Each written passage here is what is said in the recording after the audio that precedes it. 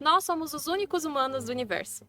É com essa frase que o físico Marcelo Gleiser começa uma reflexão sobre a vida em nosso planeta e a necessidade que temos em preservá-la.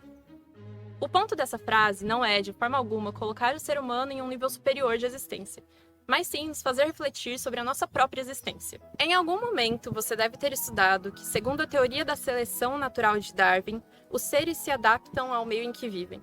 Isso significa que, através de mutações, variabilidade genética na espécie e um pouquinho de sorte, somos capazes de nos adaptar às condições de temperatura, pressão e outros fatores ambientais aos quais somos submetidos. Visto que esses fatores são diretamente dependentes de características próprias do nosso planeta, como distância entre o Sol, densidade da atmosfera e quantidade de água disponível, qual é a probabilidade de encontrarmos um planeta igualmente massivo, com a mesma estrutura geológica e as mesmas características físicas da Terra?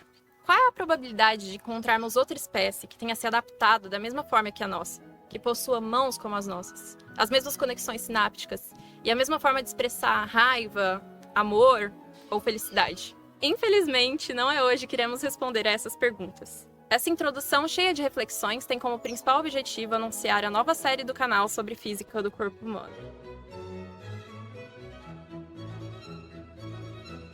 Meu nome é Nadine e eu sou estudante do segundo ano do curso de Física Médica da Universidade de São Paulo. Bom, eu sou o Eric, talvez vocês já me conheçam pela última série de divulgação científica no canal.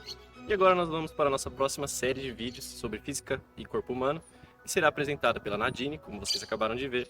Então vamos para o episódio de hoje. A Terra não é plana, a gravidade existe, e você pode observar os efeitos dela no seu próprio organismo. Como vocês bem devem saber, os corpos no espaço sofrem uma certa atração mútua, a qual chamamos de força gravitacional, e que é uma das 4 forças fundamentais da natureza. É essa força que faz um objeto ficar preso ao chão, que faz com que você continuamente caia, em todos os momentos em que tenta dar um salto, e não permite que saia flutuando por aí. A força gravitacional, de forma geral, pode ser descrita pela seguinte equação. Mas não se assuste, essa relação só descreve de forma matemática uma dependência direta da massa dos corpos envolvidos, da distância em que estão uns dos outros e de uma constante para o cálculo da força exercida por um corpo sobre o outro. Quanto maior a massa de um planeta e quanto mais próximo esse planeta está de um corpo X, maior é a força que o campo gravitacional exerce sobre esse corpo X.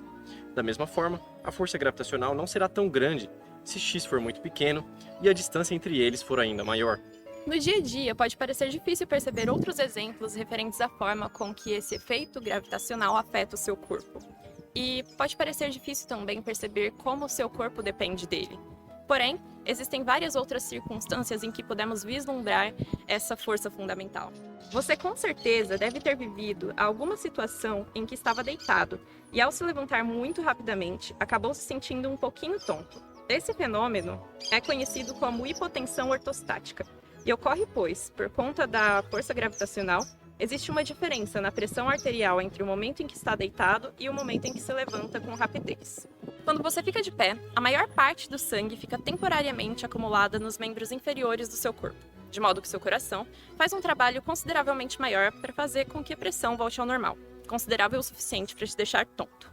Um outro efeito importante da gravidade sobre o seu corpo está relacionado à altura. Você sabia que candidatos a participarem das forças policiais precisam ter uma altura mínima para serem considerados qualificados? Nesse contexto, há uma história super interessante que diz que alguns candidatos ao recrutamento da polícia britânica, Scotland Yard, que não apresentavam o requisito mínimo de altura, já que eram alguns milímetros mais baixos, eram orientados a voltar na manhã do dia seguinte. Isso acontece porque somos mais altos pela manhã. Durante o dia, quando realizamos atividades como estudar ou limpar a casa, a nossa coluna vertebral se contrai por causa das suas propriedades viscoelásticas, diminuindo seu tamanho em aproximadamente 1 centímetro.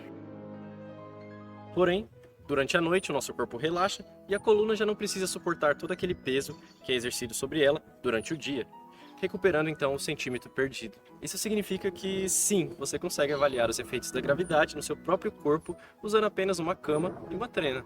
Algo parecido ocorre com um astronauta em uma estação espacial. Apesar da atração gravitacional em uma nave espacial em órbita não ser muito diferente da que temos na superfície terrestre, os astronautas se sentem sem peso, pois eles estão em queda livre, assim como nós nos sentimos quando nos jogamos na cama depois de um dia muito cansativo. Nós temos essa contração na coluna durante o dia pois também temos um solo sob os nossos pés. Somos pressionados contra ele, e isso permite a ocorrência desse efeito gravitacional. No entanto, em um ambiente em que esse efeito gravitacional não ocorre, a redução da atração gravitacional faz com que o relaxamento na coluna seja bem mais acentuado, de modo que um astronauta, em uma estação espacial, cresce até 3 polegadas. Pensando na adaptação ao ambiente ao qual estamos submetidos e levando em conta todas as situações propostas por nós até agora, é natural se questionar como seria viver em um local em que a gravidade é totalmente diferente da terrestre, ou como seria ficar viajando por um longo período longe da gravidade da Terra. É claro que já existem pessoas muito preocupadas com isso.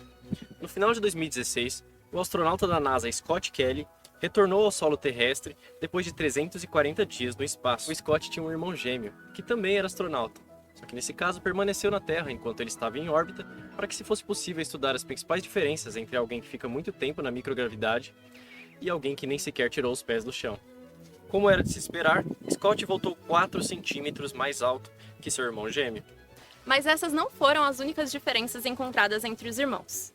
Em um ambiente de microgravidade, tudo parece estar flutuando, certo? Bem, isso também acontece com os órgãos e com as demais estruturas no interior do corpo. O esforço que seu coração deve fazer para manter a circulação do seu sangue é bem menor, e suas veias e artérias já não precisam ser tão fortes como na Terra. Isso fez com que Scott, assim como outros astronautas, se sentisse dolorido por semanas após voltar à Terra. Quando retornou ao solo, Scott também tinha parte dos líquidos corpóreos acumulados na cabeça, e não distribuídos como são no ambiente gravitacional. Ainda, durante uma viagem espacial, esses líquidos causam uma maior pressão nos olhos e fazem com que grande parte dos astronautas apresentem certos problemas de visão enquanto estão no espaço. Então, se você quiser saber um pouco mais sobre o que a Nadine acabou de falar, confira o nosso episódio de ressonância magnética na série de divulgação científica do nosso canal, que mostra como que imagens de ressonância magnética revelam os efeitos da microgravidade sobre a sua visão. Além disso, no espaço, os músculos enfraquecem, a densidade óssea cai cerca de 1% ao mês, e para evitar maiores problemas, como atrofia muscular, é importante que quem se submete à microgravidade faça atividades físicas contínuas. O fato do corpo não estar sendo pressionado contra o chão por conta da força relacionada à atração gravitacional da Terra faz com que ele volte mais frágil ao solo terrestre. Se, ao invés disso, o corpo fosse submetido a um ambiente com campo gravitacional muito maior que o da Terra, como o de Júpiter, ele não ficaria sem peso. Pelo contrário, dependendo do aumento da força, você provavelmente não conseguiria nem se levantar de tão pesado. O coração teria problemas para bombear o sangue e uma situação semelhante à que já descrevemos no vídeo anteriormente aconteceria. Seria quase como se você tivesse se levantado rápido demais. O esforço do seu coração seria contínuo e depois de um tempo, com o aumento da aceleração, você provavelmente perderia os sentidos. Ademais, com o tempo, se tornaria impossível respirar. A falta de sangue na parte superior do pulmão complicaria ainda mais o problema, e a ventilação de ar diminuiria consideravelmente por conta do peso sobre o diafragma, que estaria em uma posição abaixo do normal. Por sorte, estamos explorando Marte, e não Júpiter, onde a gravidade é muito maior. Em um campo gravitacional ainda mais forte, não seria difícil apenas se manter em pé. Seria também muito difícil se manter sentado. Nessa situação totalmente hipotética, a força gravitacional sobre o seu corpo seria tão grande, mas tão grande, que você seria esmagado. Em astrofísica, esse fenômeno é conhecido como espaguetificação, e de forma bem intuitiva, dá para imaginar o que ele quer dizer. Seu corpo seria literalmente esticado e esmagado até desaparecer. E é isso que acontece com uma estrela, quando ela é, por exemplo, devorada por um buraco negro.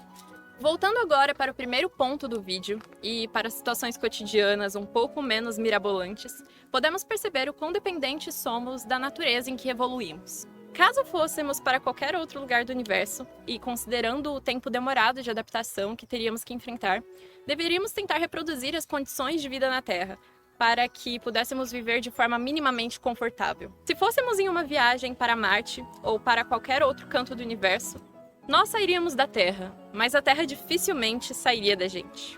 Compartilhe o vídeo caso você tenha gostado e não perca os próximos episódios do canal.